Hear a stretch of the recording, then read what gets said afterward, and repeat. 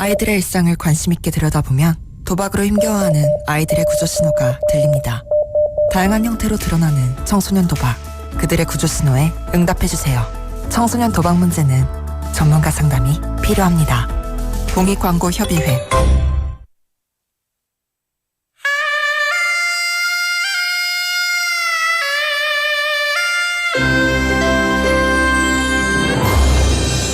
The time is now 7 o'clock.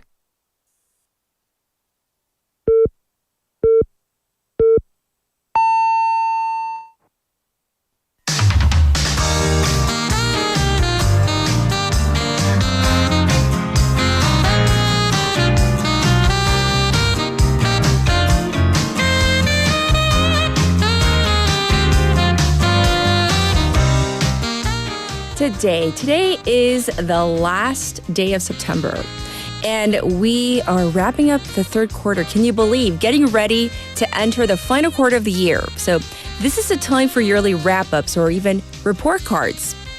And how are businesses doing in Busan specifically? Pretty much the same, at least in terms of how many businesses there are in the city. But compared to the overall increase in the rest of the country, well, maybe not such great news. So you could take a glass half full approach or maybe half empty. But one thing is for certain, there hasn't been much movement in Busan's economy. I'm Catherine. This is Morning Wave in Busan on Monday, September 30th on BEFM, 부산영어방송.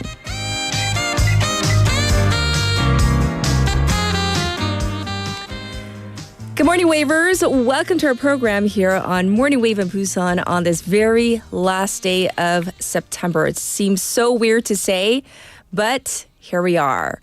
And, still getting used to saying 2024, as the saying goes. But, one word that might describe the state of Busan's businesses and the economy, though, would be kind of still. So this is based on Statistics Korea data that showed that there was a mere 0.1% uptick in the number of registered businesses within Busan. 0.1. During that same period, the number of registered businesses nationwide grew by 1.6%. So this is an indicator that there wasn't much capital flowing into Busan. So on the contrary, Gyeonggi, which is where the bulk of the population and the capital are concentrated, saw a 3% increase in the number of businesses, almost double the national average. In terms of what kind of businesses are out there, the statistics office reported that in Busan, online shopping and cafes increased by the highest margin in the last 5 years. And as cultures around office parties have been changing, pubs, bars, and singing rooms, well, those have declined by a large margin.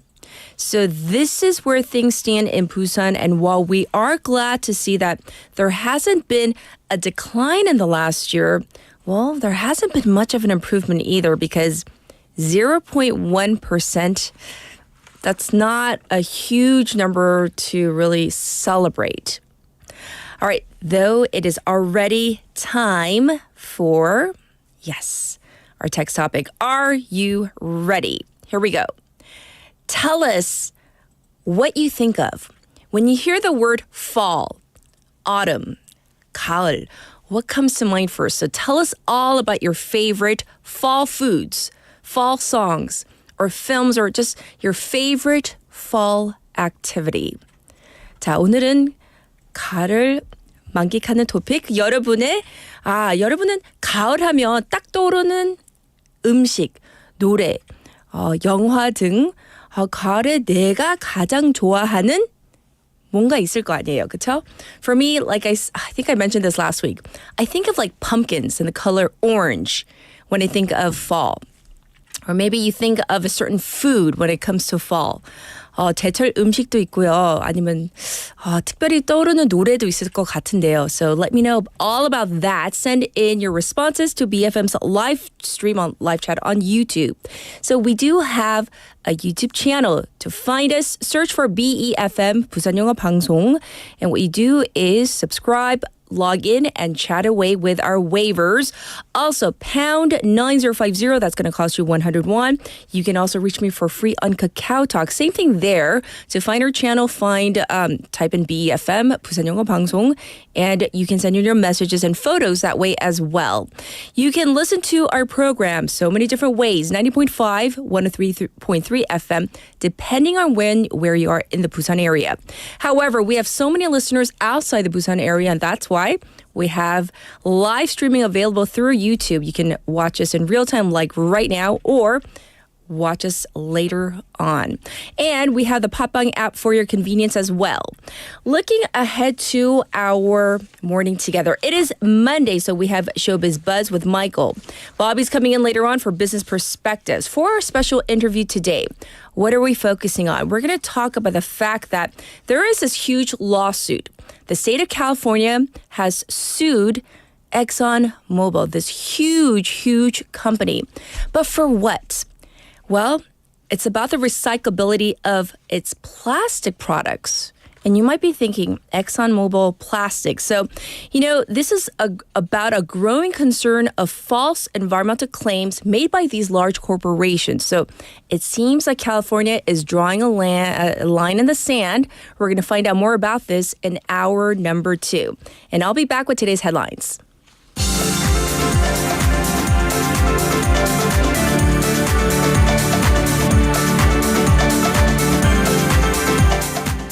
It is now 7:05, and these are today's headlines.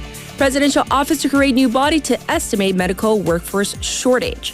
A presidential committee on medical reform is looking to establish a new body to estimate the shortage of doctors and to better reflect the medical community's demand.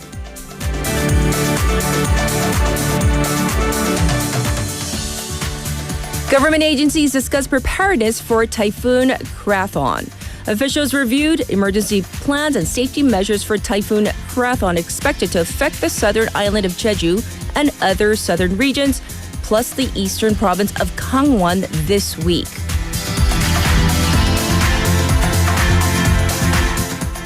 South Korea and China foreign ministers signal Yoon-Shi summit during APEC in November. Foreign Minister Cho Tae-yeol and his Chinese counterpart Wang Yi agreed to continue high-level meetings to discuss bilateral ties and hinted at a summit between President Yoon Suk-yeol and Chinese President Xi Jinping.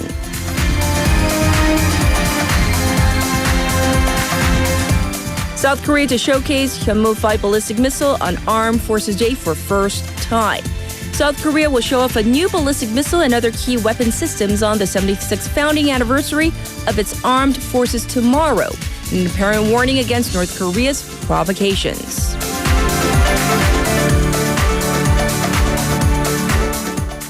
Hurricane Helene kills at least 60 as it devastates southeastern U.S. At least 60 people are dead as Hurricane Helene tore across 5 southeastern U.S. states, including North Carolina and Georgia, leaving biblical devastation in its wake. And these are today's headlines.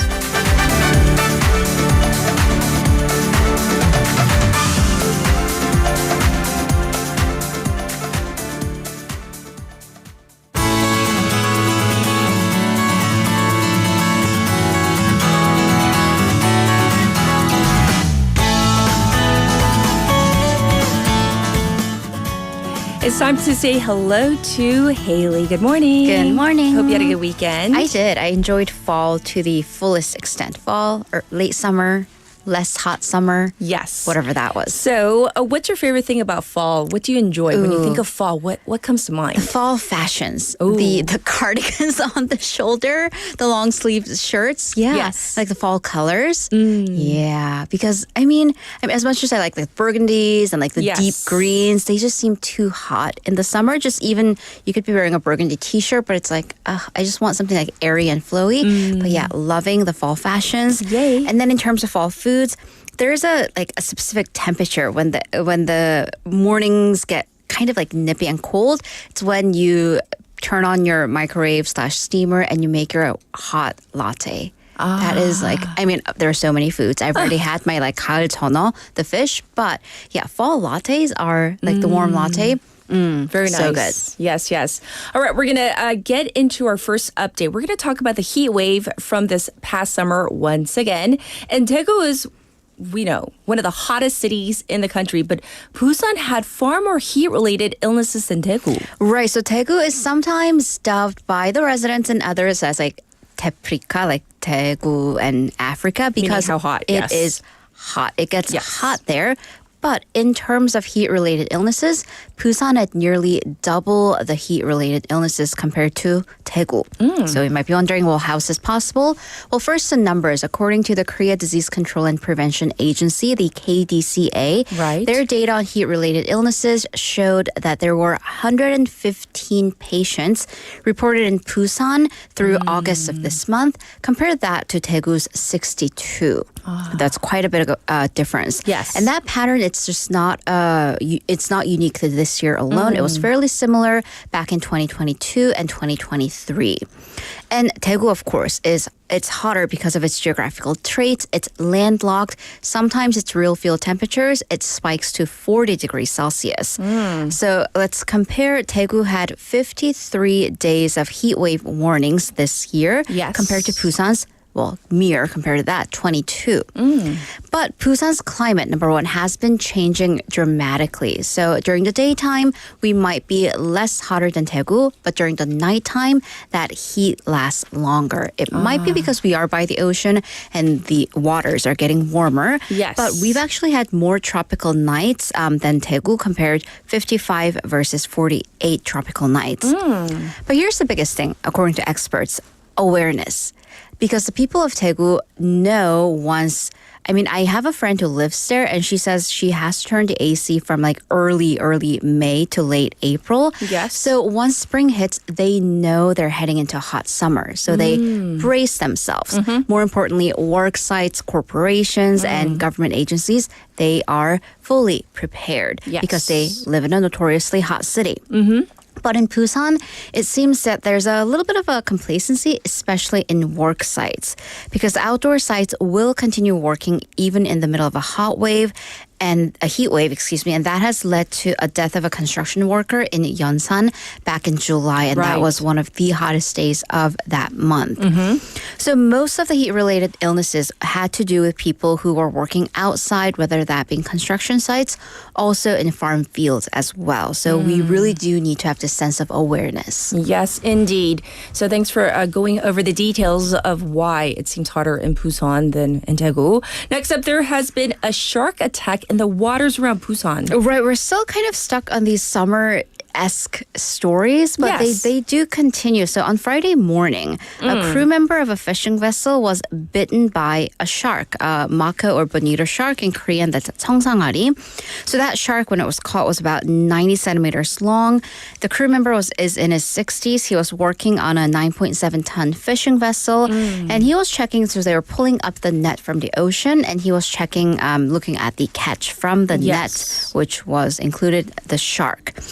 He got his parts of his foot and finger bitten by the shark, and he was taken to the hospital. The injuries, thankfully, are not that serious. Yes. But it is the first reported shark attack of this year, at least in Busan. But of course, there had been multiple shark sightings that we have reported on.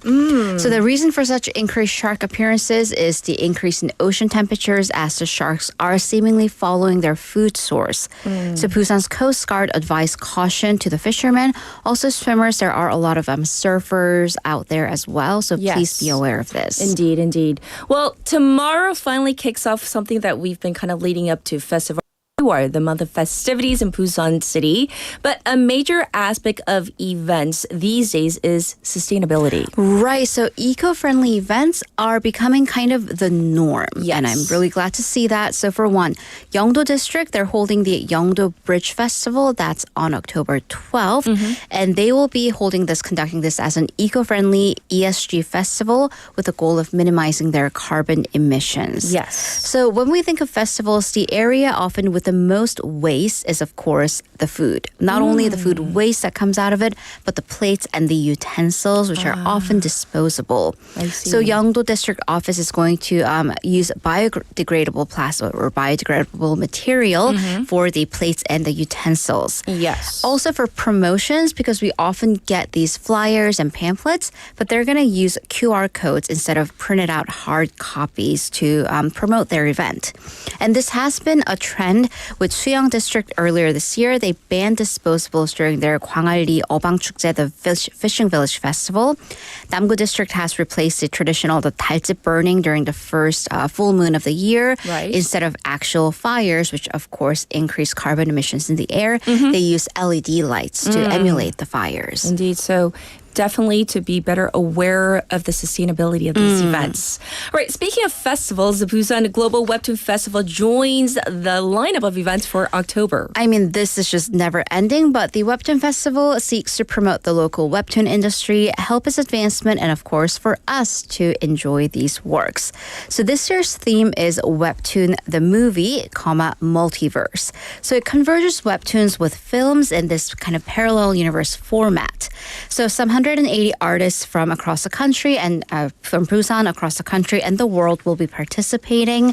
There will be exhibitions of the works, award ceremonies, conferences, and business and industry events as well. Yes. And you'll also be able to see exhibitions that feature webtoons that have been turned into films. And webtoons recently have become such popular material for not only films but K-dramas as well. Right. Or webtoons that are about to be turned into movies.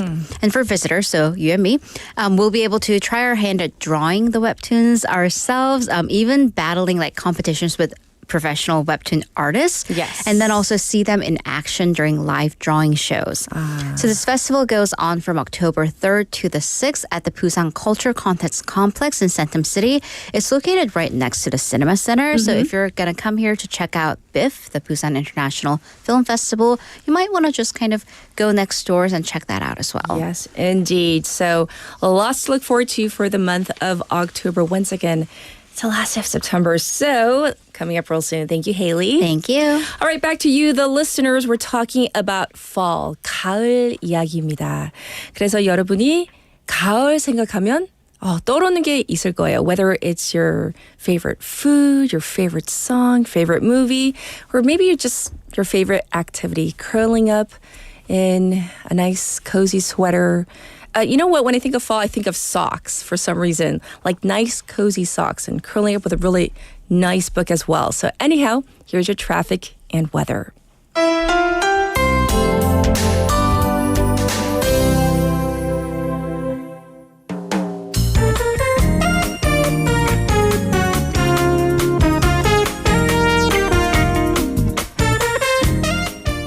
This is your traffic report at 7:16. It is looking slow right now on Bandakdero from Sukdung intersection to Deokjeon intersection. It's backed up on the Dongso overpass from Bumnekor ramp to the old Gaegeum tollgate. Also a little slow on Luno Samsungdero from Myeongji underpass to Shino Bridge. And there is traffic building on Chungnyeoldero from Binam intersection to Naesung intersection. As for the weather, it's currently 18 degrees under clear skies. It's going to be another warm one today with the daytime high going up to 29 degrees Celsius. Looking at the nationwide weather, it's going to be fairly warm across the country with peak temperatures reaching around 30 degrees Celsius. But there is going to be a big gap between the morning low and the daytime high. Keep that in mind as you try your fall fashion. This was your traffic and weather.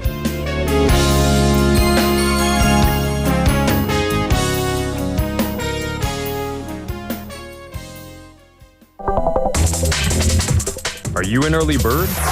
Are you up to date on the news? Are you a trendsetter? For all of the biggest issues from Busan to the world and useful information you need, right here on Morning Wave in Busan.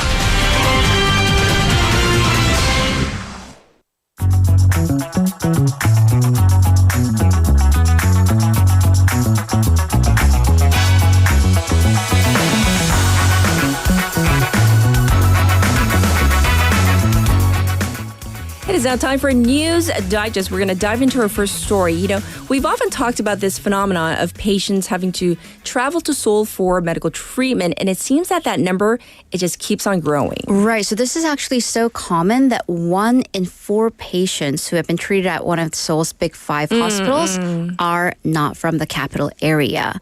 So this is according to the National Health Insurance Corporation data on the big 5 hospital records.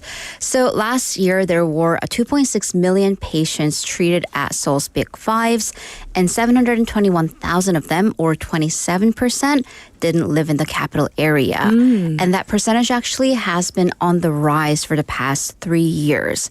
And this was particularly prominent with patients who had rare illnesses or serious symptoms, and that included cancer and heart disease. And unfortunately, we do know, your family, friends, or someone around your social circle who's probably had to go up to Seoul for various treatments. But because of this, it also has a higher cost to them. They tended to pay 1 million won more than capital area patients.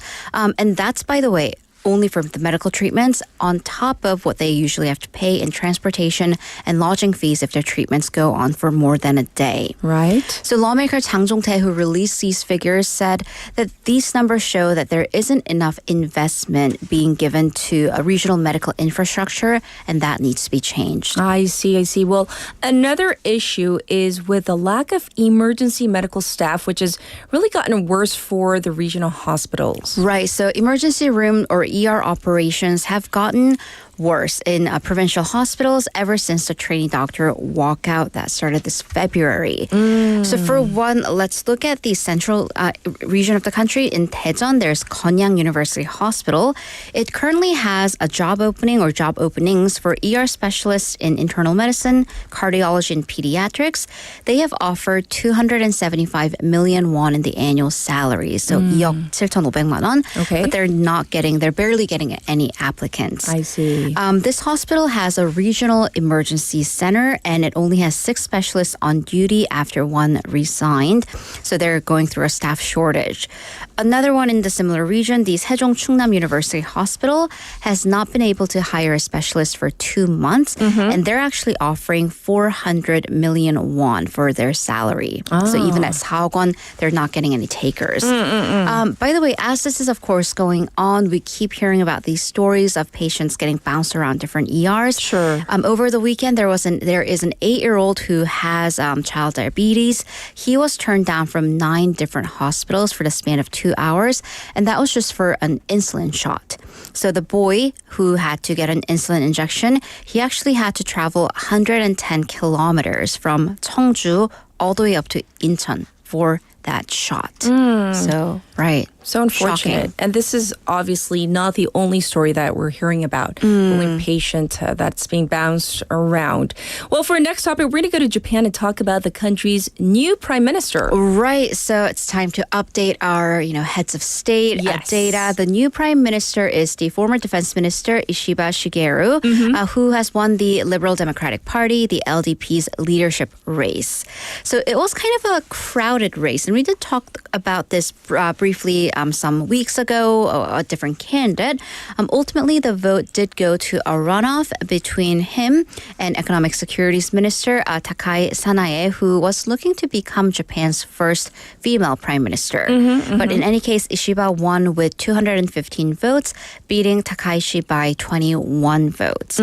So for Ishiba, this was 5th time's the charm. It was his trial number 5 trying to be the prime minister, and he is expected to disband the parliament and call an early election. Yes. He's always been a bit different, bit of a different voice offered within this kind of establishment party. Right. So Japan's politics is fairly still. There isn't much change because, for one, the conservative Liberal Democratic Party, it has been the ruling party of Japan almost continuously in basically all of its contemporary politics. Right. So ever since the LDP was founded in 1955. And the thing is, though, Ishiba has been kind of the more, not left-wing per se, but reformist figure within the party, considered to be within the minority. against kind of the late Shinzo Abe faction. Right. However, the recent political fund scandal that really tainted the party, it seems to have been the changing force for the new prime minister because the party deemed that it needed a reformist voice going into the general elections, someone far away from the scandal as much as possible, thus leading to his election. Right. And then for South Korea, one of the most important factors, for this new Japanese leader is his stance on historical issues. Absolutely. So he's considered to be quite dovish, a dove when it comes to historical issues, which sets him far apart from the opponents in the race. Okay. So both Takahashi and another candidate, Koizumi Shinjiro, the son of the former prime minister, the Takahashi and Koizumi, they have repeatedly visited the controversial Yasukuni Shrine. Okay. But unlike these two, Ishiba has been reluctant in going to the Yasukuni Shrine. So definitely a positive sign for Korea. And he has even been critical of his own government's stance on the past historical wrongs. So for instance, when Seoul and Tokyo decided to terminate the joint military pact, JISOMIA, back in 2019, at the height of the two countries' diplomatic dispute, he wrote on his personal blog that Japan not facing its responsibilities from the war is at the root of many of its problems. So definitely a different stance. Sure. So pundits say that Ishiba cabinet will at least likely continue the positive relationship of cooperation formed between the Yoon Suk-yeol and Kishida Fumio's administrations. Right. And hopefully it will improve. Hopefully it'll also advance, right? Yes, so we will see. All right, lastly, this is major international news where apparently Israel has attacked and killed Hezbollah's leader. Right, leader and plus many of its commanders. But the top story, of course, was Israel's airstrike on Beirut on Friday local time that killed Hassan Nasrallah, who's been Hezbollah's leader for over 30 years. Right. So this massive airstrike and others, they killed other commanders. And of course, this follows a week of attacks on Lebanon by Israel that began with that mass explosion of pagers and walkie-talkies. Sure. But apart from the Friday strike that killed Nasrallah, Israel is continuing its strikes on Hezbollah targets, although many are on or near civilian sites, unfortunately. Right. But in the latest strike on Sunday, Israel has said that it has killed at least 3 additional Hezbollah commanders. Also, it is expanding not only on Lebanon, but also Israel says that it struck facilities used by the Houthi rebels in Yemen. And what ties them all together is Iran. The Houthis, like Hamas of Palestine and Hezbollah of Lebanon, they are backed by Iran in this axis of resistance against Israel. Indeed. So tell us more about the leader himself, though. Right. So Nasrallah, why is he and this death such a big deal? Well, he was only the 3rd ever leader of Hezbollah. He replaced the 2nd leader who was also killed in Israeli attacks. So he has been behind the shadows for a while because of these threats from Israel. He has not been seen, publicly for years because of the fear of assassination. However, his close personal ties to Iran, pundits say it helped turn Hezbollah into what it is now, this massive force in Lebanon, because Hezbollah, under his leadership, helped to train fighters from Hamas and obtained missiles and rockets from Iran, so growing into this big militant presence. And he was also an extremely popular figure within Lebanon and also amongst its allies. His death is being heavily mourned, and Iran also has announced 5 days of mourning. So the big question now is this. What happens next? Right, because if you look at Hezbollah as kind of a figure, its head has been taken out. It's been decapitated, right? To put it bluntly. And also, even onto like the shoulder level, more than a dozen top commanders assassinated. Right. But here's the thing about kind of non-governmental organizations, which some may call terror groups. Even when you to continue that blunt metaphor, chop off a head, another springs up. Because Hezbollah also isn't giving up. So it's already vowed to continue fighting, and it says it has thousands of fighters who have been more mobilized by their leader's death. Iran, for its part, has also hidden away its supreme leader in fear of further attacks. Yes. But then we're looking at Hezbollah and Iran, major players in this area, but also Israel. Israel shows no signs of backing out. In fact, it's been amping up its offensive in recent days. Yes. So Israeli Prime Minister Benjamin Netanyahu says that with this attack that took out the leader, it has, quote, settled the score and called this a historical turning point. And actually, in this odd, ironic timing, Netanyahu was supposed to look at a ceasefire deal that was drafted by U.S. and France while he was in New York for the UN General Assembly. Instead of looking at that, he actually signed off on this particular airstrike. Yes, so that shows where they stand. Well, finally, as for the United States, President Joe Biden said that this airstrike, this death, was a measure of justice for many of Nasrallah's victims. However, Biden once again called for a ceasefire. But at the same time, he has apparently directed the Pentagon to review the U.S.'s military posture in the Middle East to enhance deterrence, ensure protection, and support the full range of U.S. objectives. Indeed. So while everyone's at least verbally cautioning and calling for prudence, they are kind of upping their military readiness. So that was the major news over the weekend. Of course, thanks for covering all the news. We'll check in with you in hour number 2. See you in a bit. Everybody, this was Haley. We're going to get to our first song break in. This song is actually in connection with Cat's Pick, which is coming up right after. And yes, it's related to Maggie Smith. This is I Will Follow Him from Sister Act.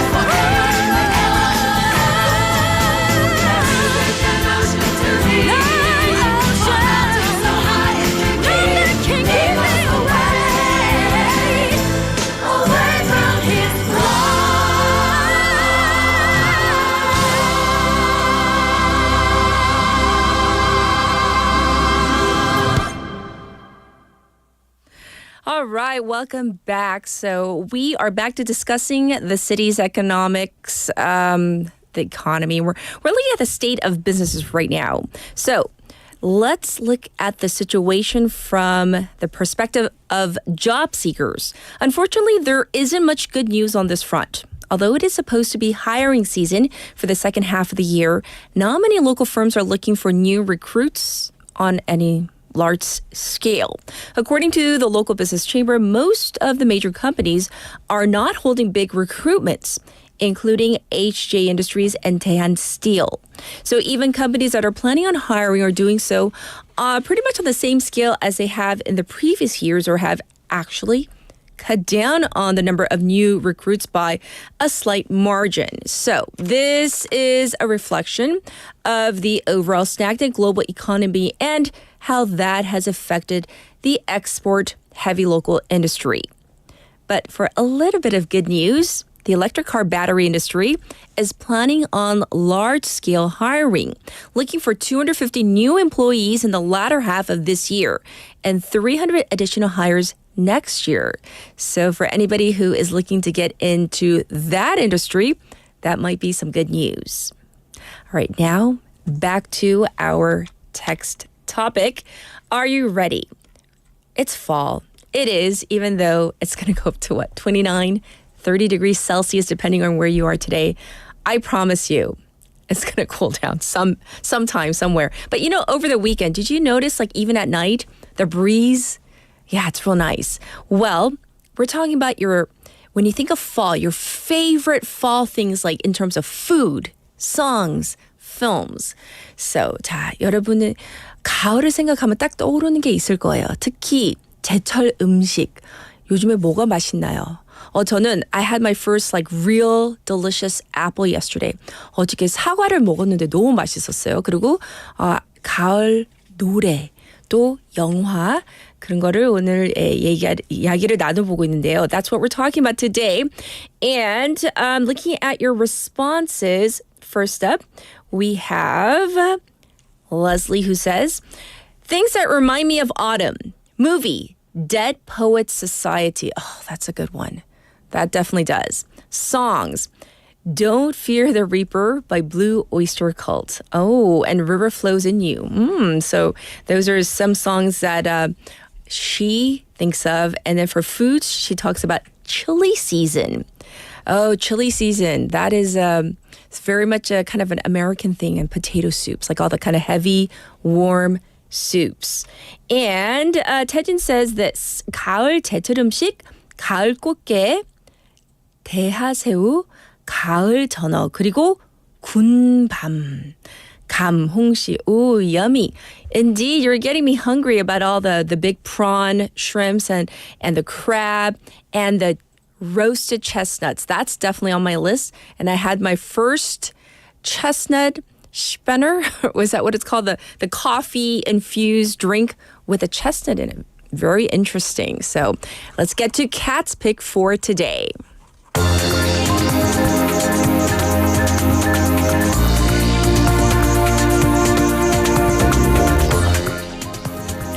For today's Kat's pick, if you haven't joined us until now, we are covering Maggie Smith. And yes, she has passed away, this Oscar-winning star of stage and screen, but let's celebrate her life and her work.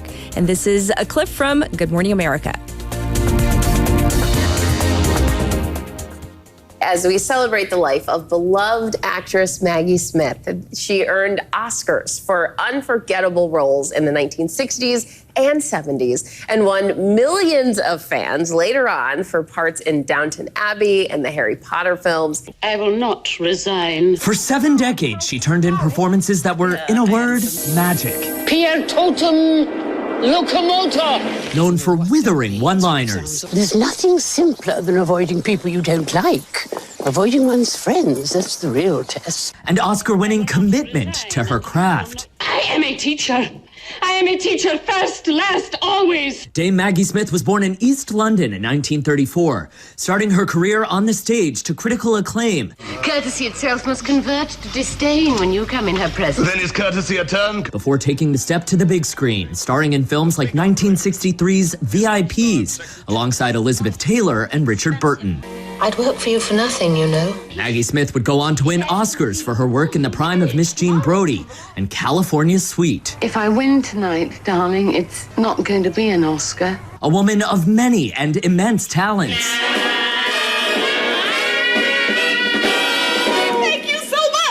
Julie Andrews will be livid.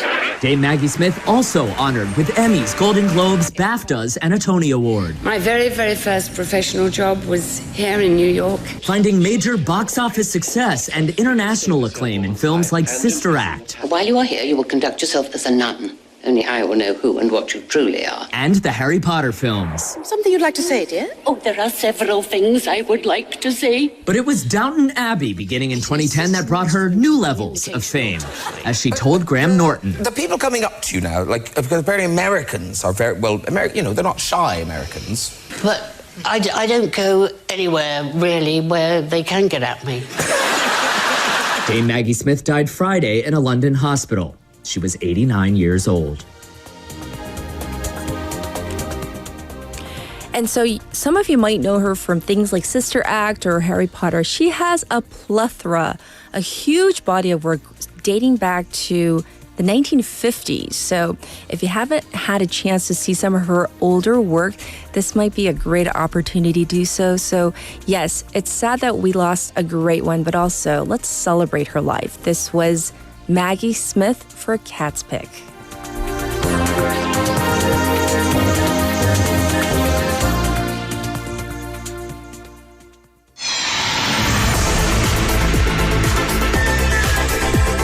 Stay tuned. You're listening to Morning Wave in Busan.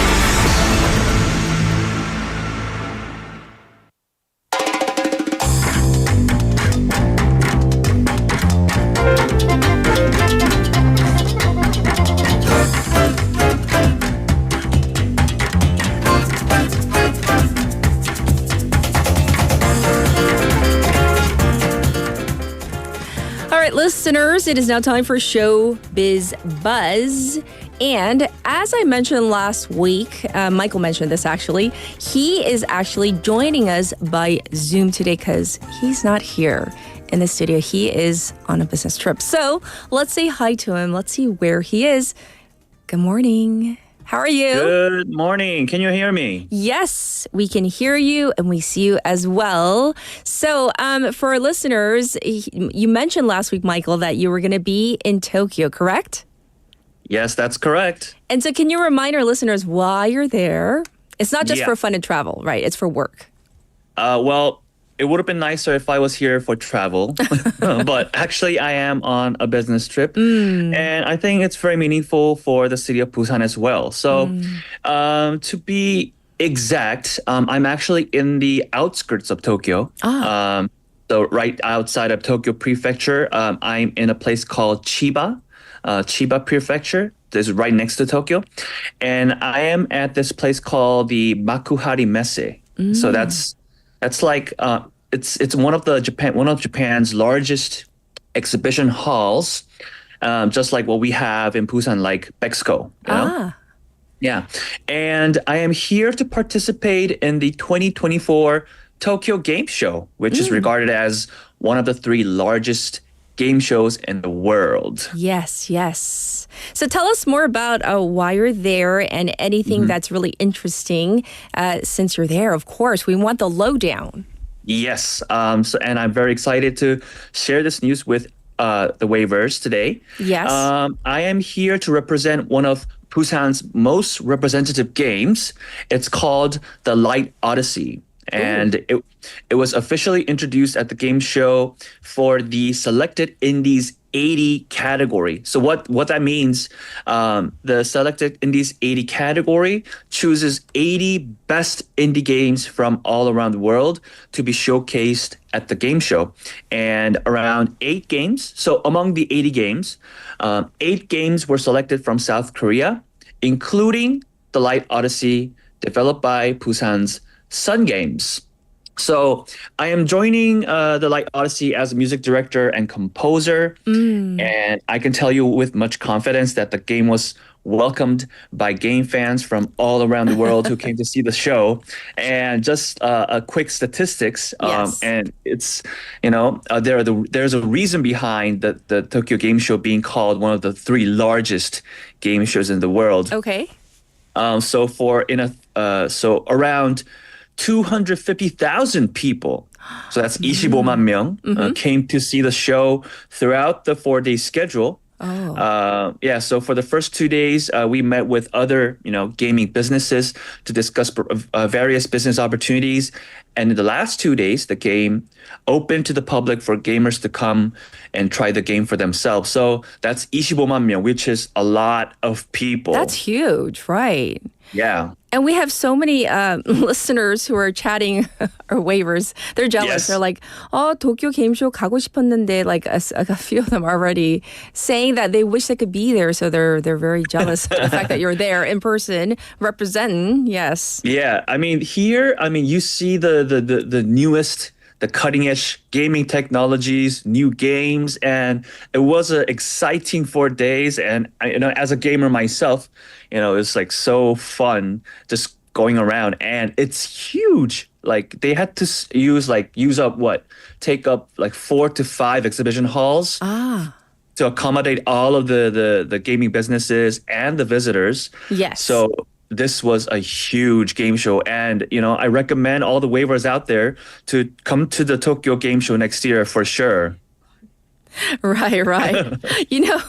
I was slightly distracted because some of our listeners are wondering because you mentioned you're a gamer, so do you ever dress up in like some of the costumes or anything like that, or are you just there on a professional capacity? It's an actual question from one of our listeners. Yeah, if you go to a game show, there must be cosplayers, yes, right? And people wearing costumes. I don't have a costume per se, but I do have a sort of a uniform that I wore during the business days. Oh, and really? This is what it is. Yeah, look at this. What does it say? It's called 재밌는? It's called fun. Fun. 재밌는. Oh, in Korean, I love it. It's quite simple. Yeah. So yes. For the waivers who are listening through the radio, I'm wearing this white shirt with like a word that says 재밌는 in Korean. In Korean. Love Korean it. language. Yes, yeah. yes. And actually many foreigners came to ask for the shirts, and they asked me where to buy it. So I was like, maybe next year we'll bring, shirts to sell. So yes. It was a lot of fun. But I did see a lot of cosplayers there. So many cosplayers of different kinds, so many kinds. It was interesting sight for sure. We have a Mr. Song님, 없다니 실망입니다. Slightly disappointed from one of our waivers, but everybody else really, really enjoying that shirt. Yeah. Maybe next year I'll try something. Yeah. So you guys can give me some recommendations for costume play. Oh, don't ask them for recommendations. They're going to go full out on you, Michael. You don't know our waivers you should know by now. So anything else? Tell us more about this game show, though. What do we need to know? Because, we have, G-Star here in Busan, right? So we want to know what's happening abroad so that maybe, we can even develop even more here. Exactly. I think that's a great question. So the big difference that I saw, because I was at G-Star last year, right, and I talked about it last year as well.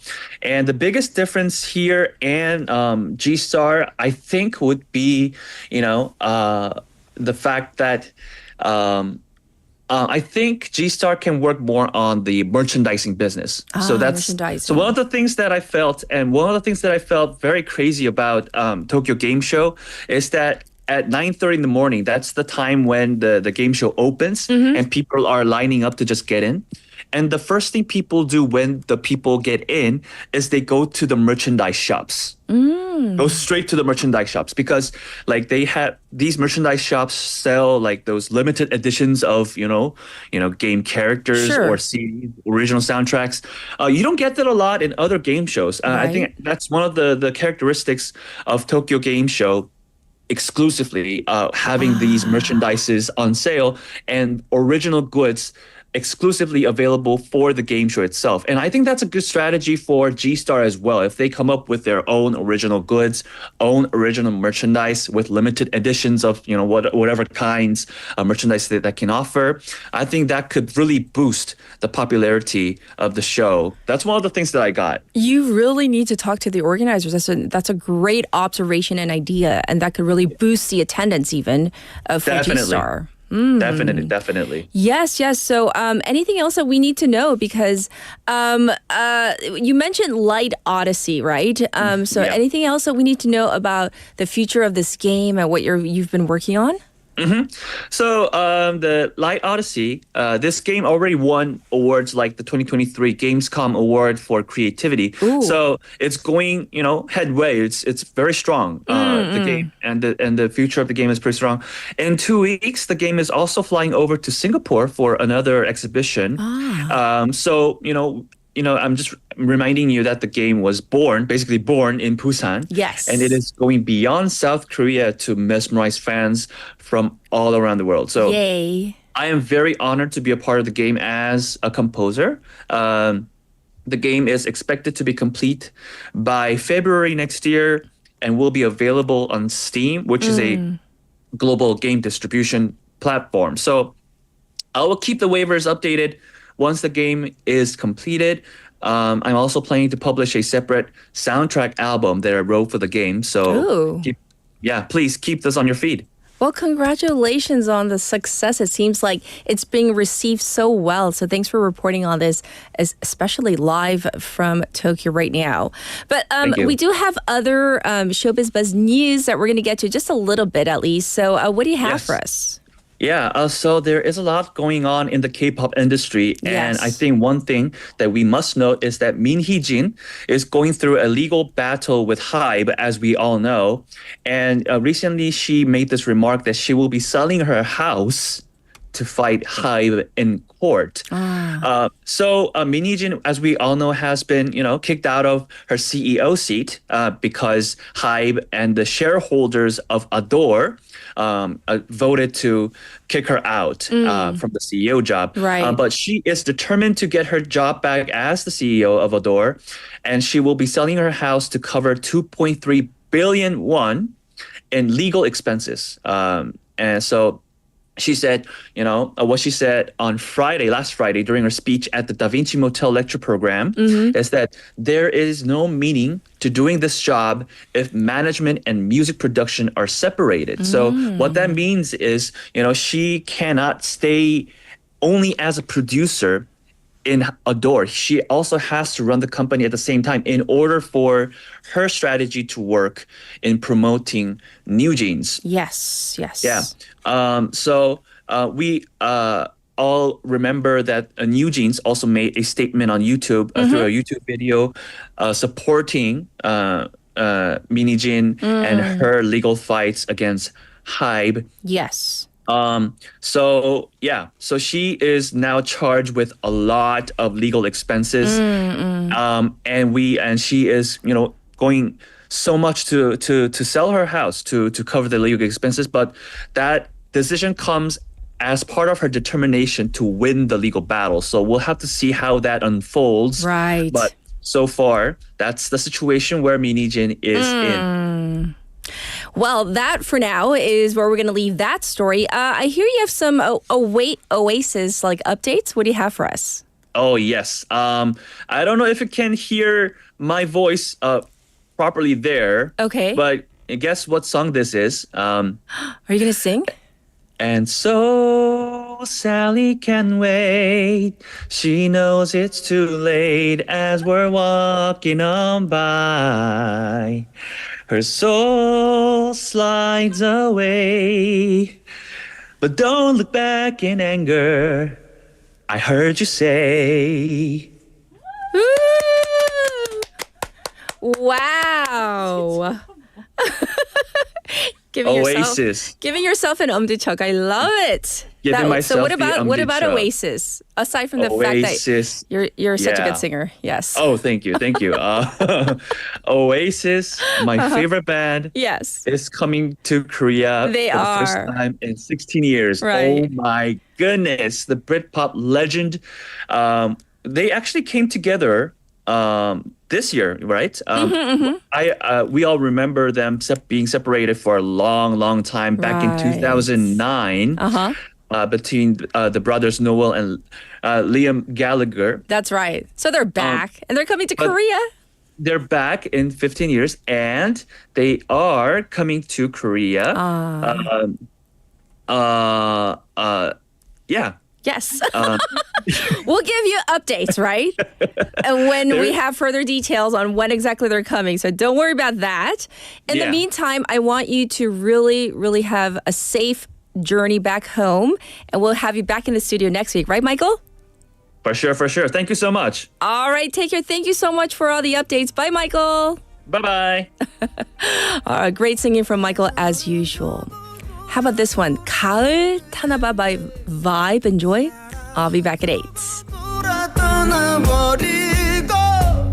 추억을 돌고 돌아 멈춰서 있는 다시 그 계절이 왔나봐 나 가을 타나봐 네가 그리워진 이 밤만 혼자 널 기다리나봐 나 가을 타나봐 네가 불어오는 이 밤만 혼자서 가을 타나봐 Baby I'm lonely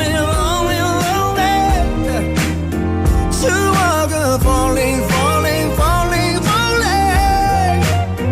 아무리 멀리 떠나보내도 돌아오는 난 가을 타나봐 내 곁을 스쳐가는 많은 사람들 뭐래도 채워지지 않는 시간들 아무리 잊어봐도 짙어져가는 외로운 계절이 왔나봐 나 가을 타나봐 네가 그리워진 이 밤만 혼자 널 기다리나봐 나 가을 타나봐 네가 불어오는 이 밤만 혼자서 가을 타나봐 Baby I'm lonely 추억은 falling 아무리 멀리 떠나보내도 돌아오는 난 가을 타나봐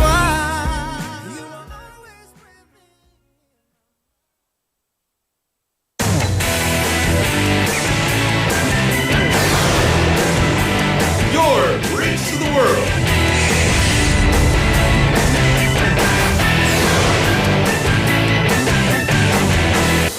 BEFM 부산영어방송.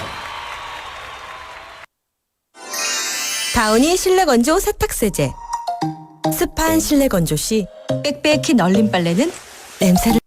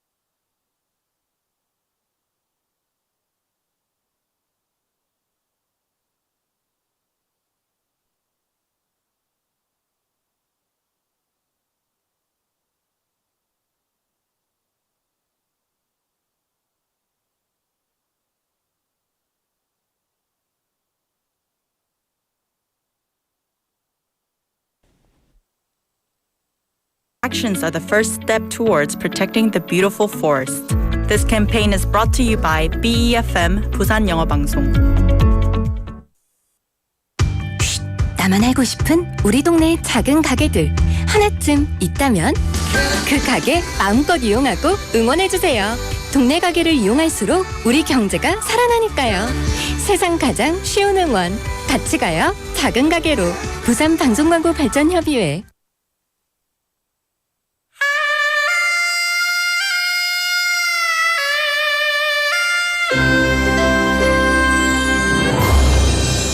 The time is now 8 o'clock.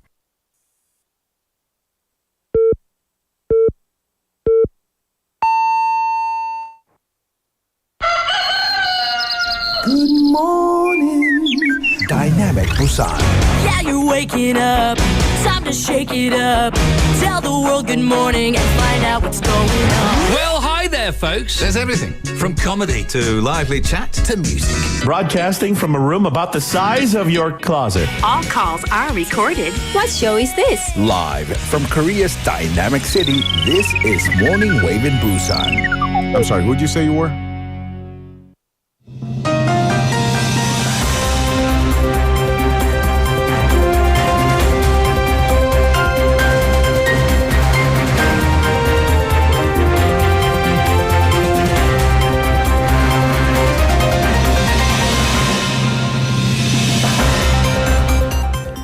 It is now 8 o'clock. This is News Highlights. Presidential office to create new body to estimate medical workforce shortage. A presidential committee on medical reform is looking to establish a new body to estimate the shortage of doctors and to better reflect the medical community's demand amid the prolonged walkout. The permanent body will use data such as the number of medical graduates, population demographics, and health insurance statistics to estimate future demand. It will be made up of various subcommittees comprised of experts across healthcare professions, with most of the nominations coming from the private sector to incorporate their demands.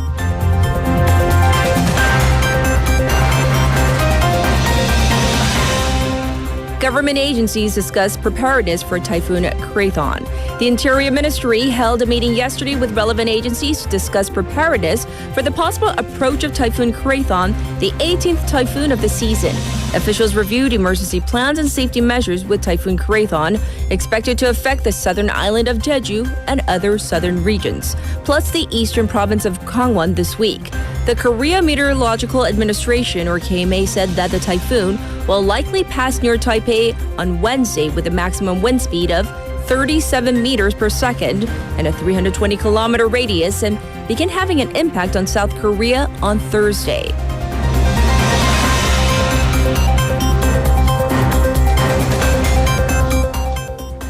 South Korea and China foreign ministers signal Yunxi summit during APEC in November.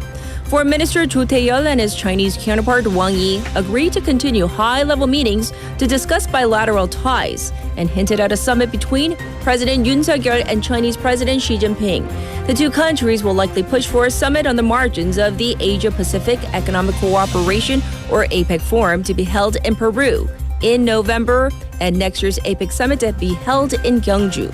The annual APEC Summit is typically attended by the presidents of the two countries. Xi last visited Seoul in July 2014 during the Park Geun-hye administration.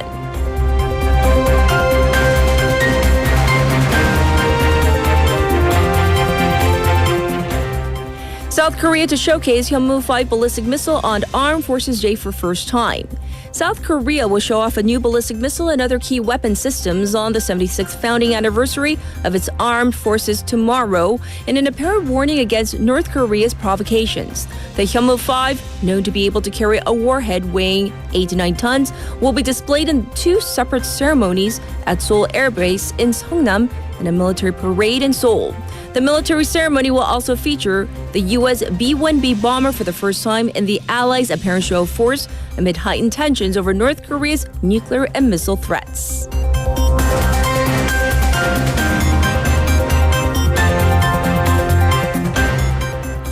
Hurricane Helene kills at least 60 as it devastates southeastern U.S.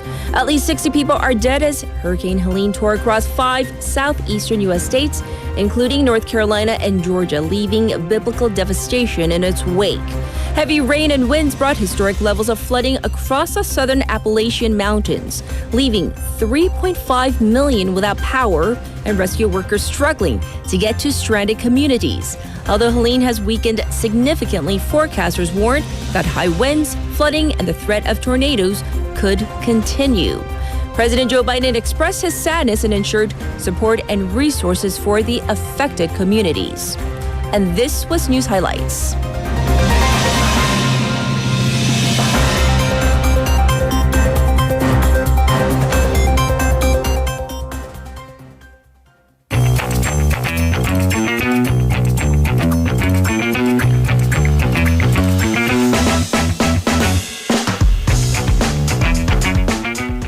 It's time for Wagle. Haley's back. Hello again. All right, for our first issue, we're going to talk about law enforcement, which apparently held this massive crackdown against drugs in Seoul area clubs. Right. So this took place last Friday through Saturday from 9 p.m. to 3 a.m. the following morning in Seoul City, where the City Hall, police, and district offices jointly held crackdowns against clubs for possible drug use. So the authorities apparently focused on the bathrooms, which are often kind of seen as the most vulnerable place for drug abuse, especially what we call club drugs, so i.e. e.g. ketamine and ecstasy. So already many clubs apparently do run their own checks, so they will have bathroom attendants. They'll sometimes have the security staff look through bags as people enter the clubs. Yes. And making sure that people don't go into bathrooms in these larger groups. The authorities also conducted the first ever DUI check, or drunk driving, or driving under the influence of various drugs. That's because last year, some 680 people were caught with drug-related crimes in these clubs, and that figure has come to 358 just for the first 7 months of the year. And the police said that they will continue this crackdown through the end of the year. I see, and as these efforts are going on, though, there isn't much being done, it seems, to block the sites where these drugs are apparently being sold. Right. So although the sometimes the drugs are administered in clubs or taken in clubs, well, you do have to kind of cut off the channels by which the drugs can be bought. And many of times it's online, over social media these days. Yes. And, you know, we do kind of think of the dark web or some kind of more covert chat rooms. However, because especially marijuana is legal in most of the U.S., there are websites that are in the wide open in the states where marijuana or infused oils and what we call edibles are sold. Yes. Very legally in the states, which of course is illegal in South Korea. Right. But the thing is, because these are legal websites, they can and sometimes are purchased as like direct purchases into South Korea. Oh. So because, well, number one, they're legal locally. So then it falls upon the Korea Communication Standards Commission to block these sites. That's kind of the most direct way of blocking the purchases. Yes. So the customs offices discovered this particular website during their drug bust and requested the communication standards to block the site. That was 7 months ago. And? That site's still available. Really? Yeah, so because, well, the KCSC has blamed their staff shortage as well as a spike in number of similar requests in this delay. But the thing is, while this is going on, once again, the number of illegal drug sales, especially online in Korea, that has increased by 8 times in the last 5 years. Right, and I know they're doing all they can to stop it, but Right. it's just not working. Apparently, there are only 2 staff members, officials at the Standards Commission who are in charge of blocking these websites. I mean, so we completely understand, but perhaps time for an expansion. Indeed. All right. We're going to move on to our next issue. This so-called Maserati hit-and-run case has come under fire. Right. So this bizarre accident happened on September 24th in Gwangju. A man in his 30s, he was driving drunk, apparently, driving a corporate Maserati for a company registered in Seoul. Okay. So he rear-ended a motorcycle, and a young couple was riding it. The girlfriend apparently died, and the other one, the boyfriend, was seriously injured. And here's the thing. After he caused the accident, he ran away. And he was caught 67 hours later. So there was this big manhunt, which is why we're talking about it now, because he is finally under detention. But suspicions have been raised as to his behavior and how he got so many people to help him. So number one, the police have found out there isn't much detail about him. They've only found out that the suspect, 33-year-old man, he primarily resides in Thailand and he recently returned to Korea. But then nothing is known about his job and also why he came to Gwangju and how the sole corporate vehicle ended up in Gwangju. Weirdly enough, his domestic address is registered to a community center in Bukgu district in Gwangju. Once again, that's a community center, like 행정, like a government office. Right. People don't not live a there. real not residence. A real residence. Okay. So the question is how an individual with no ties to Gwangju can get his address registered to that government office. He also told the police he was unemployed. So once again, raises questions as well, then what were you doing in Thailand? And the police also, they've been they haven't released much detail about it. Right. And he claims that he borrowed the car from his friend, but the corporation under which the Maserati, which is an expensive vehicle, was registered, simply said it was an unretrieved vehicle. Unretrieved? Yeah, so someone checked it out and never returned it.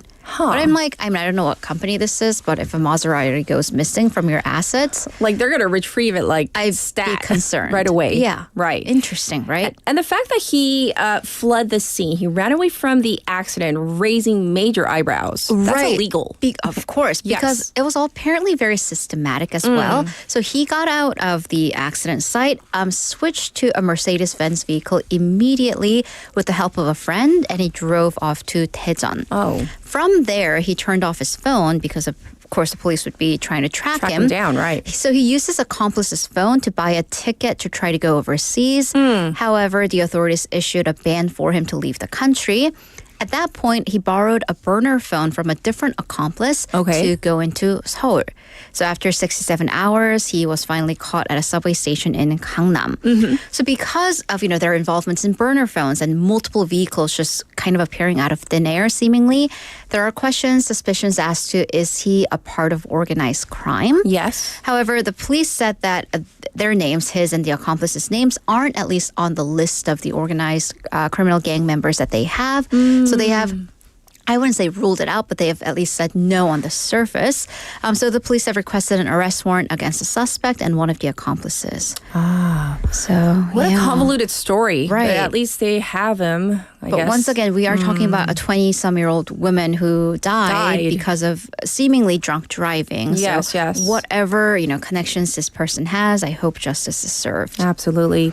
This one's about another car accident, but this has to do with defrosting your windows before you start driving. It's that season already? It's that season because, you and I, and also a lot of our waivers, we are early birds. Yes, and, true. it is quite chilly earlier on. And because of humidity levels, I have walked outside and my glasses fogged up. And you're right. So it's getting to be at least closer to that season. However, you'd want to defrost your windows, of course, for many, many reasons. Number one, safety. But that could also be grounds for a heightened sentence if there is an accident. Really? So a driver was sentenced to 1.5 years in prison for driving without clearing her frosted windows, hitting a pedestrian, and resulting in her death. So this happened earlier this year, early January morning in Gangwon province, famously cold. The driver is 58 years old, and in Wonju, she was driving her car with frosted windows, foggy windows, inside an apartment complex. She ran over, or her car ran into a pedestrian. The pedestrian fell on the ground. The driver seemingly didn't notice or didn't stop her car in time, so she ran over the pedestrian with her vehicle, leading to a head injury that led to her death. Sure. So there was a cold wave warning over parts of Gangwon. Temperature apparently that morning was negative 18 degrees Celsius. So the judge said under all of these circumstances, she should have been aware there was a lot of warning about the cold wave, that not clearing the frosted window or frosted windshield was a failure failure of a driver to look around and being aware of your surroundings when driving. So please keep that in mind. Yes, well, that's a great warning. I'm sorry that we had to learn that lesson through someone's death. Definitely the hard way, but yes. All right, for our last story, New York City has been struggling, and I hope there are no photos, but no, I don't know. I don't know. Are there photos? Struggling with its rat problem, so much so that it's giving the rats really birth control. They're getting birth control. By the way, waivers, have you ever been to New York? Have you seen the size of the rats? They're like cat size. Some of them are small cats. Yeah, they are. I'm just saying. They're not afraid of humans. Right. And, there's the infamous pizza rat and the subway rat. So New York City has had such a big problem with the rat population. And it kind of started with the pandemic when the city was abandoned. And so everything stemmed from the pandemic. Yes. So much so that it has hired a rat czar. It's not been going well for the rat czar, and she was like kind of humorously but also seriously dubbed public.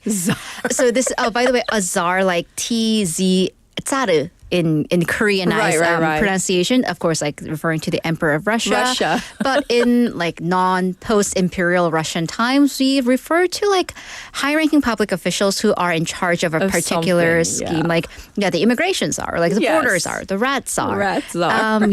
But she has been called public enemy number one because just that effort to get rid of the rats has not been successful. But then weirdly enough, there are tourism programs that capitalize on the rat population. So now a new solution enters: rat birth control. It's a thing. So the city council recently approved this pilot program to try to deploy rat contraceptives, or pimyak, it's in Korean. For the rats. So they will be using this type of rodent birth control, which will be put in special containers, trying to get the rats to eat it, basically. Oh, so if you eat it, you don't become, you're not fertile? You're infertile, I suppose. Right. Interesting. By the way, this law was inspired by the tragic death of a city's beloved but short-lived Flacco the owl. Did you cover in How Clip? Okay. Well, I think we may have talked about it.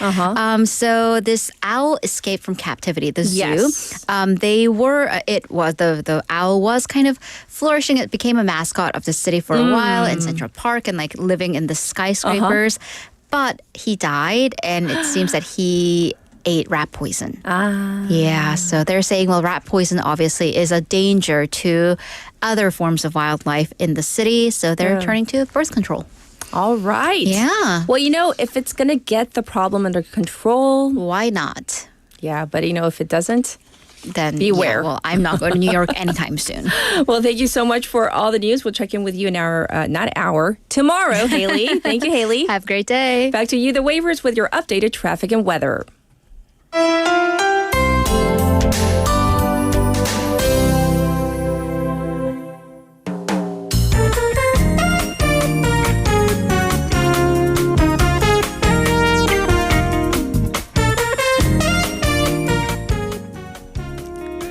It is time for your updated traffic and weather. It looks slow on 중앙대로 from Seomyeon intersection to Gwangmugyo Bridge right now.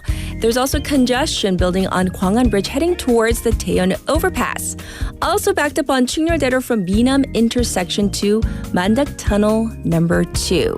As for the weather, it's currently 21 degrees Celsius. It's under clear skies today, so it's going to be another warm summer-like day. The high going up to 29 degrees Celsius.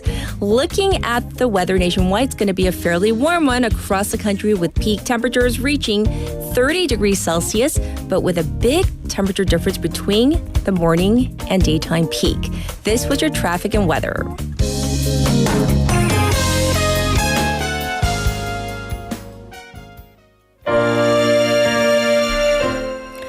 And here is Can You Feel the Love Tonight? This is by Elton John.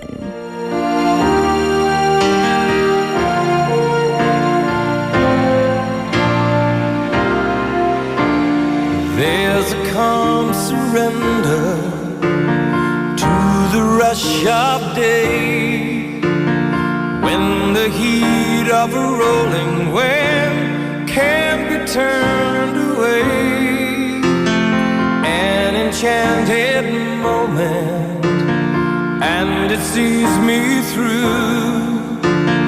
It's enough for this restless warrior just to be with you. And can you feel the love tonight? It is where we are.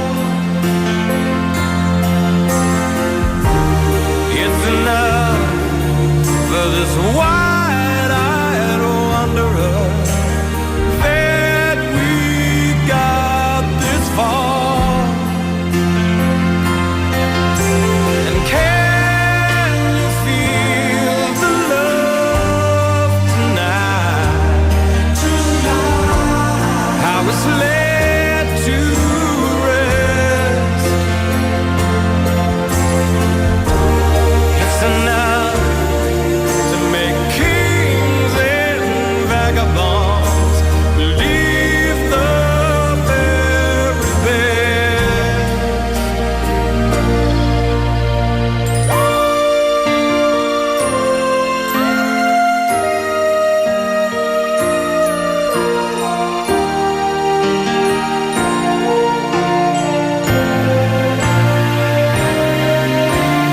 There's a time for everyone if they only learn that the twisting kaleidoscope moves us all in turn. There's a rhyme and reason to the wild outdoors when the heart of the star-crossed Voyager beats in time with yours. And can you feel the love tonight? It is where we are. It's enough for this wide-eyed wanderer that we got this far. And can you feel the love tonight? How it's led to rest. It's enough to make kings and vagabonds believe the very best.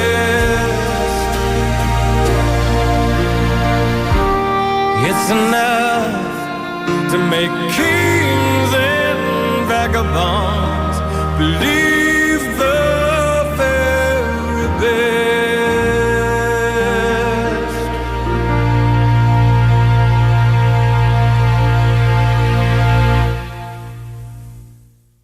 Welcome back, everybody. That was a song request from Benny, just in case people were wondering. And by the way, going back to our text topic, we're talking about your favorite fall foods, songs, films, anything that reminds you of fall. And so looking at some of your messages, I'm going to go to our Kakao Talk board because I don't want to ignore our waivers there. 조현철 사과랑 높은 하늘이요. 사과. And the fall sky, yes, indeed. And then what about Lee Kelly, who says fall foliage, hot apple cider, and photography walks. That sounds really, really nice and kind of romantic, but not necessarily.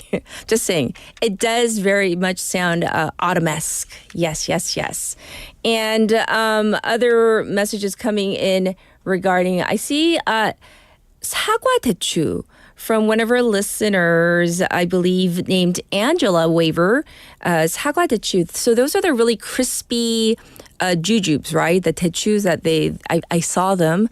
I was tempted, but I don't know how they would taste. So I didn't buy them yesterday. I was so tempted to, but maybe I will because that's definitely sounding really, really nice. And if they're as crispy as apples, so good on a fall day like this. Anyhow, we will definitely be back in just a moment with our special interview.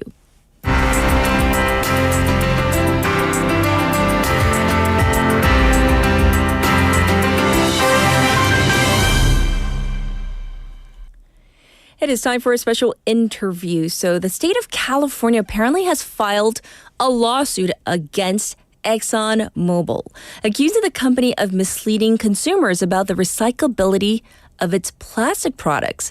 So the case highlights a growing concern about false environmental claims made by large corporations, especially as plastic waste continues to pollute landfills and oceans. So while guidelines exist to prevent deceptive marketing, many argue that stronger enforcement may be needed. So what does this mean for the future of recycling and corporate responsibility? We have invited to the airwaves Professor Patrick Parenteau, who is Emeritus Professor of Law and Senior Fellow for Climate Policy in the Environmental Law Center at Vermont Law and Graduate School. Let's see what he has to say. First of all, welcome to the program. Hi, Professor. Hello, good morning, Busan. Yes. Thanks for coming on air with us. First of all, can we break this down? Why is the state of California suing Exxon Mobile? Give us the details of this. Right. So California is alleging a number of different claims against Exxon, including public nuisance, which basically in the United States means if you use products in a way that unreasonably damages other people's use of public resources, namely water quality, coastal resources, fish and wildlife, that sort of thing, that's a public nuisance in the United States, and that can be enjoined by the court, or damages can be awarded for the nuisance that's created. The state of California is also alleging some other claims, including false advertising, including unfair business practices, including violation of the state's water quality standards, and so forth. So it's a number of different claims against an oil company, which is the first case against an oil company for plastic pollution. We all know what plastic pollution is and the damage it's doing to the marine resources, to public health, public welfare. But this is the first time that a state in the United States has actually sued an oil company, which of course is producing the plastic that are then used by various manufacturers. I was going to ask you to connect the dots because some people might be wondering, well, what does an oil company have to do with plastic products? But you just explained it in your last sentence, so thank you for that, Professor. How common is this for companies to make these types of claims about recycling and for them to be actually just basically not true? Right. So I think it's fair to say there's been an explosion of litigation against companies. If you think about, we have a company, actually it's based right here in Vermont. It's called Keurig. And of course, they make those cute little coffee cups, right? That we make our coffee out of. But they're all made out of plastic. PepsiCo, Coca-Cola, you can name it. Mountain Dew. All of these different beverages are in plastic, right? So that's what you normally think of when you think of people suing companies for falsely claiming that their products are recyclable. This is the first time we've had a state, and a powerful state like California, suing an oil company for the plastic pollution and for the deceptive advertising that's leading people to believe that not to worry, all of our plastic can be recycled. The data shows that's not true. And so California is calling out Exxon, and I think you can say we're going to see further states suing other companies for similar deceptive advertising. So when we talk about, a big entity like California suing a huge company like Exxon, though, what about the relationship that people have with the companies themselves? Because, these are big companies that even with Keurig or with other kind of more day-to-day, daily companies that we come into contact with, how does this affect the trust that people have with these types of companies? Right. So I think it's undermining people's trust in what they're being told about the products they're buying. And we might talk about what the federal government is doing to try to create more transparency around the way that companies are marketing their products. But the truth is that we've seen a lot of evidence that companies are, at a minimum, exaggerating the ability to recycle all of this plastic that they're creating and promoting. And even beyond that, what we're seeing is that plastic pollution isn't just litter. I mean, we all know about seeing roadside litter, plastic floating in the ocean. Yes. But what we're finding out is that plastics also break down into these composite particles that are very small, microplastics, that are causing a really serious public health problem. So this problem is growing. It's not getting smaller. And so upon doing research for this interview, Professor, I saw the Federal Trade Commission. This is a huge entity in the United States. So how does this agency play a role in what's going on right now? Right. So the Federal Trade Commission regulates all forms of marketing. They also regulate antitrust, preventing companies from creating monopolies that don't give consumers a choice. Right. They have a very broad mandate, and they operate under a law that was enacted way back in the 1914. So it's this is one of the old line bureaucratic agencies in the United States. They have what are called green guides, and these have been periodically updated since 1992. And the Federal Trade Commission is currently engaged in a new round of rulemaking to come up with new standards for how do you judge what companies are telling you about their products when it comes to recycling and climate change impacts and all the rest that goes with that. Zero carbon emissions, for example, carbon neutrality, for example. We see a lot of companies trying to market themselves as being very green. Sure. But we also know that greenwashing, it's a huge problem, not just in the United States, everywhere. The European Union has been adopting more stringent regulations on greenwashing. So the Federal Trade Commission is now engaged in a process that may result in much stricter standards. So, and when we talk about these much stricter standards, are these policies that are being talked about, are these, do they have to go through the legislative process, or are these regulations that can be passed within the FTC itself?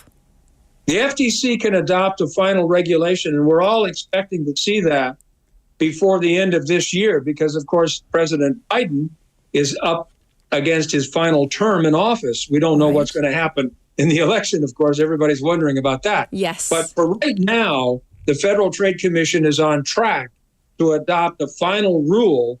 It may not be everything that everybody wants. We can talk about that. But they're about to adopt, I think, before the end of the year, a final rule that will impose more stringent requirements for companies to try to do a better job of characterizing what exactly it is they're doing with regard to plastic recycling. When it comes to terms like what's recyclable and what is recycled content, and what do we mean by advanced recycling, which has to do with chemical composition of different plastics.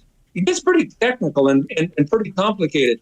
But the Federal Trade Commission is going to try to come out with some standards that people can actually understand and use when they go to the supermarket to buy products to inform their judgment about, is there some way that we can all do a better job of reducing our reliance on what's called single-use plastic products? Yes. That's one of the major goals, I think, of what FTC is trying to accomplish. Right. So speaking of like these single-use plastics and even the recyclability of plastics, for example, in Korea, if you look at the bottom of plastic products, there's like a certain number or some sort of symbol. But I'll be honest with you. I understand in the States, there's, I think, a number system. I mean, do we even know what the numbers mean, or the general public at least? Does the general public understand what the numbers mean, what they stand for, and how recyclable a product may be versus a different type of plastic product? Right. It is confusing. I work at a recycling center here in my home state of Vermont as a volunteer, right? So I know about this. There are 7 different sorts for solid waste, and it can be very complicated. So when it comes to plastics, one of the things that the California lawsuit is challenging Exxon about, it was Exxon that created this chasing arrows symbol that you see in all of the recycling products. And of course, as a consumer, when you buy something and it shows that symbol, you think, well, this is all being recycled. Yes. So I don't have anything to worry about. Right. What it turns out is that only 9% of the products with that symbol on it are actually recycled. Most of them go to landfills or incinerators. They don't get reused and recycled into other products. So that's the problem that the FTC is trying to attack. And that's the challenge that the state of California has made to Exxon. You know, when you say that all of your products are recyclable, it's not true. The data shows quite the opposite. Most of these products are not being recycled. Yes. In fact, I have to say, the data suggests that recycling is not the answer to plastic pollution. The real answer is changing our consumer habits, changing our culture so that we don't think about plastics as a single-use item. We have to look for substitutes. Yes. There are hundreds of substitutes out there. My family doesn't use a lot of plastic because we try to find alternatives that don't require us to rely on these single-source plastics. That's the ultimate aim for all of this. Right. Well, Professor, I'm wondering, does this lawsuit actually have teeth, or is this more of a symbolic move? Because I'm thinking, if California has filed a lawsuit against ExxonMobil, does this mean that other states might follow, or do you think this is a one and done? No, I think it's going to be a precedent-setting lawsuit. California is a big enough state, with a large attorney general office, lots of money to pursue these cases. So this is going to be a battle of the titans with California and Exxon. If they set a precedent in terms of recovering damages, they want to create what's called a restitution fund to deal with with plastic pollution. But they also want to get Exxon to admit that what they've been saying is not true, and to correct the record and say what is true. And I think other states are going to watch how successful California is in this case. We have a number of other states that have filed lawsuits against the fossil fuel industry for climate liability related damages. You think of Massachusetts and New York, Minnesota and others. And so I think other states are watching to see what happens with this case and are likely to follow suit and file other claims, not only against Exxon, but maybe against other oil companies that are also relying on plastics as an alternative to producing fossil fuels for electricity generation and for home heating fuel. That's what's going on in the larger context here. You know, the fossil fuel industry sees that there's the writing on the wall, as they say, that there's a limit to how much they can continue to produce fossil fuels for electricity generation, and they're moving into the plastics market as a way of maintaining their business plan to continue developing more fossil fuels. Yes. So this is a big battle. And to wrap up our discussion today, Professor, here in Korea, we're also guilty of using lots of plastics too. We try to recycle and separate it as best we can. We're a culture that takes pride in doing so, but we still create a lot of single-use plastic waste. What would you say to just everyday listeners out there? You have to go and look online to start with for all of the substitutes for single-use plastic. In our own household, we don't buy anything that has a single use anymore. We don't buy bottled water. You know, we buy filters so that we can drink water from the tap. We don't buy detergent that has to be, packaged up in recycled products. We buy bottles that store detergent that you can buy online that replenishes the container that you use to continue to use that kind of detergent. Same thing with soap. Same thing with a number of different products. There literally are more than 100 different alternatives to single-use plastic. If you do a little research, you'll find the alternatives. And it's no big deal. It isn't even all that much more expensive. So I'm just encouraging people, do your own research, look for alternatives, see if you can't, by some percentage, reduce the amount of single-use plastic. Even when you go back to the grocery store, every time I go to the grocery store, I've got a whole bag full of, not synthetic, but bamboo-based products that I use to get my vegetables, to get my fruit, and so forth. You just have to do a little bit of work, and you can find ways to avoid the problem. Well, thank you so much for explaining this what could have been a very complicated lawsuit, California versus ExxonMobil, to our listeners. Thanks for this meaningful conversation, Professor. We appreciate it. Thank you. This was Take care. Professor, you too, Patrick Parenteau. We talked about this lawsuit. So it seems the professor thinks that this may be setting precedent, meaning the first of many cases maybe in the future to come. We'll keep an eye on this. In the meantime, here is this song, Autumn Leaves, and this is by Eddie Higgins.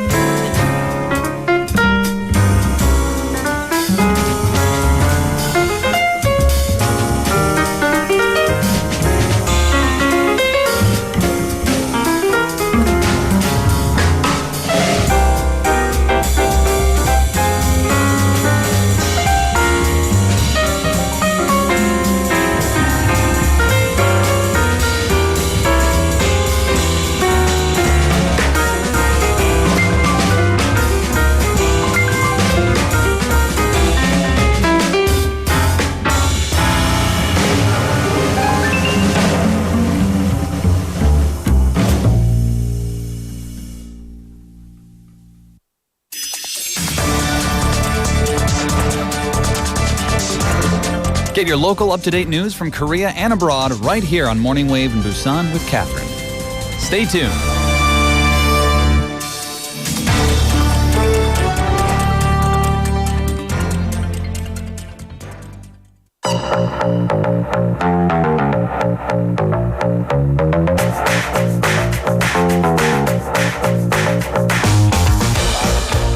It is now time for Business Perspectives. Bobby is in the house. How are you? Very good. Good morning, Catherine. How are you? Yes. So we're going to dive into our segment because I want to get as much of it as I can from the segment. And I remember last week we were talking about the Korean wave, aka Hallyu, part 1. Yes, part 1. Now today is part 2. And so for all of our waivers that weren't able to join us last week, I'll do a little bit of a recap. Sure. So this Hallyu, or Korean wave, it refers to the global popularity of South Korean's cultural economy, exporting pop culture, entertainment, music, TV dramas, movies, online games, beauty products, food, cuisine, you name it. So forth. Right. Now, Hallyu, or the Korean wave, is a term originally used by the Chinese media back in 1999. Yes. And it referred to, at that time, to the phenomenon of young people in China being very enthusiastic about Korean pop culture, such as dramas and pop songs. Now, South Korea is one of the only countries, or if not the only country, that has a dedicated goal to become the world's leading exporter of popular culture. And this phenomenon has really helped the country develop its soft power. Which I think is, it's a strategy that works. Yeah. If it ain't broke, don't fix it, right? Yeah, that's right. Go with it. I would love to meet that person who brought this idea up to the government. I mean, I want to shake this person's hand. Right. I go, how did you fix this thing? Really? Yeah. You have great insight. Now, also, from an academic perspective, it's also very interesting how they try to categorize Hallyu by generations. So there's 4 generations, like 1.0 to 4.0 right now. Yes. So 1.0 is K-dramas. That's right. 2.0 is K-pop music. 3.0 is K-culture. Yes. And 4.0 is K-style. So we went through 1.0, the K-dramas. Yes. Right? And then we did go through the second generation, or we did a little bit, of the Hallyu 2.0, right? So what are we ready for now? Now, so when we think about Hallyu, and from a business perspective, what has been the overall, economic impact? This is important, though. Yes. Yeah. Because, money talks, as they say. Yes. So, it's become one of the biggest cultural phenomena across Asia. Yes. And when we think back to 1998 in terms of economic impact, it was less than $200 million. Then you jump forward a little bit to 2004. And at 6 years. Yep, 6 years. And at that time, it contributed about 0.2% of Korea's GDP. Okay. And that was approximately $1.9 billion. That's still a significant jump. Yes. 200 million to 1.9 billion. And then? Now in 2019, an estimated 12.3 billion boost to the overall Korean economy. That's a big jump. That's a huge jump. Oh. Yes. Again, I want to meet that person. Right. Who said this is going to be a thing. Yeah.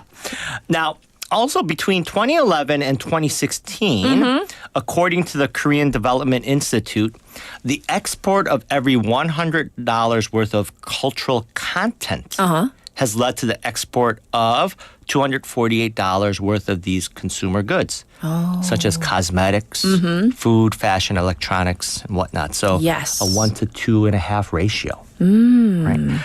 And also in terms of growth in numbers. Yes. And just getting critical mass. I thought it was pretty surprising when there was a study done, published last year in 2023, that between 2015 and 2023, the growth in the number of Hallyu communities globally. So not people, just communities. Yes. As well as the members of those communities is pretty surprising. Okay, let's get into the numbers. So overall, the number of communities globally for Hallyu-related communities. Yes. Back in 2015 was 1,283. Okay, 1,283. And then last year, 2023, jumped to 1,748. 1,748. So that's groups. like a bump of like what? Almost 500. Yes, Yes. 500. That's So- like groups. Groups. Yes. What's more interesting is the number of community This members. I want to hear. So back in 2015, It accounted was- for 30 million folks Okay. globally. And 2023, 225 million. That's a huge jump. Wow. And put that in perspective, Catherine. Yes. That's like more than 4 times the population of South Korea. Yeah, that's like mind-boggling. Yeah. So, and just the average number of members in a community, it was averaging in 2015, Yes. 23,000. To now it's Over 130,000. So that is beyond significant. yeah, and then if That's a you huge look at jump. the chart, I mean, it's just like more of a hockey stick in terms of the number of members. Right. Just a hockey stick growth goes- curve. Yes, like almost exponentially. Right. Right. Another big driver that's obviously been impacted is language learning. Oh. So the popularity of Korean entertainment has even led to a surge in people learning the Korean language. Yeah, I've heard about those Sejong Institutes, the language institutes, like all around the world. People are interested in learning Korean. Enrollment has increased globally, and a lot of the fans really want to understand lyrics and dialogues without subtitles. Because, yes, subtitles are good. They help. Yes. But sometimes, they, as good as they are, they miss like the nuances, like reading the context of what's kind of going on. Correct. Reading the situation. But man, if you can understand the nuance in the original language, that's pretty amazing too. That is. That's So- like going way beyond. Kudos to these members here. Yeah, what about tourism though? All right. So South Korea's tourism industry Yes. hugely affected by the increased cultural popularity. The number of foreign tourists visiting South Korea has increased dramatically. So back in 1998, it's about 300,000. Yes. 2019, 17.5 million. Largely attributed to popularity of K-pop, K-dramas, and other cultural exports. Yes. And a 2019 survey conducted by the Korea Tourism Organization found that the total Hallyu-related tourist spend is about 1.1 billion, and that Hallyu-related tourism made up about over 55% of all inbound tourism. Wow, over half. Yes. That's the impact of Hallyu. Hallyu. Ah, and that was like pre-COVID. Yes. So obviously. Yeah, probably took a dip. Yes. But then now Going on back up. upstream. Yes. So what do you think about the future of Hallyu? What Yeah. do the experts say? So, like a lot of people, is this just a fad? But, a lot of the experts believe that it's not a fad, but a long-lasting cultural phenomenon. Oh, we hope so. Yes. And, some of the potential pillars that can sustain or even expand Hallyu, we're talking about like technology integration. Yes. So Hallyu is expected to integrate more with virtual reality, VR, and augmented reality. Sure. And revolutionize the way audiences experience K-pop concerts, K-dramas, and other cultural content. Right. Really provides for a consumer a more immersive and accessible experience overall. What else? Sustainability, that's another big topic. So a lot of Korean the entertainment industry is focusing on sustainability and innovation. Yes. So, for example, eco-friendly merchandise, as well as socially responsible content.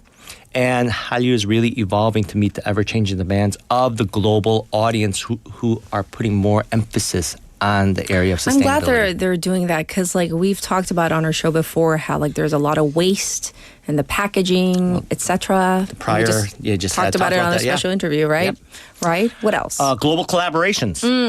So the trend of global collaboration is set to continue with more Sure. Korean artists working with international stars.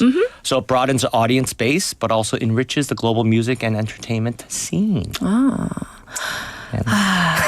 And another pillar, that we're looking forward is health and wellness. Oh, yes. So with the global focus on health, Korean traditional medicine as well as wellness practices could be the next more popular wave. I just had Korean traditional medicine over the weekend. I had acupuncture on my foot and on my wrist. It was pure coincidence. Yeah. Feels so much better. Yes. There you go. Well, let's get to your phrase of the week. How do you want to sum it up, Bobby? Catch the wave. Catch the Now, it means to seize an opportunity, especially an opportunity to do something new. So with Hallyu, it's pretty obvious the country has definitely seized an opportunity. And based on its history, it hasn't been something that happened overnight, but really has developed with multiple tentacles where it is today. Yes. And it's pretty amazing to see how this South Korea has built up its soft power through Hallyu. And now turning a page to us personally, yes, I want to encourage us all to keep our eyes open and our ears open to see if there's a new opportunity, maybe even this week, that we could seize upon. Right? Could it be taking on a new responsibility or a project at work? Could it be making a new friend? Which I believe it's much harder after you're 40. But yes. Or could it be joining a new social group in your area? Right? Whatever it may be, I want to encourage us all to be open to this opportunity versus sticking to the status quo. All right. We're going to end it on that positive note to kick off our week together. So thank you so much, Bobby, for going over Hallyu, and we'll check in with you next week in October. Thank you. Have a great week. All right. As we wrap up the last day of September, thank you for tuning in. And we're going to end it on this note. 가을이 오면 by 이문세. Have a beautiful fall day, everybody. Bye-bye.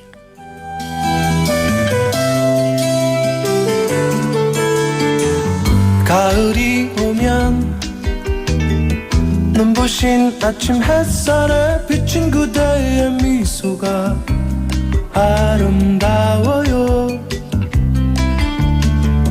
눈을 감으면 싱그러운 바람 가득한 그대의 맑은 숨결이 향기로워요. 길을 걸으면 불러보던 그 옛 노래는 아직도 내 마음을 설레게 하네. 하늘을 보면 님의 부드러운 꽃미소 가득한 저 하늘에 가을이 오면